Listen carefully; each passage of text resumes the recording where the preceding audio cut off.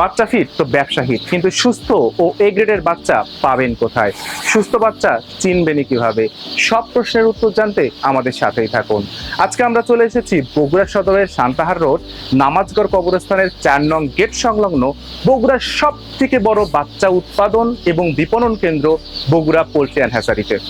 এখানে Sonali, classic hybrid, super hybrid, Fayoumi, মিশরি, turkey, গলাচিলা সহ সকল উন্নত জাতের মুরগি উৎপাদন এবং বিপণন করা হয়।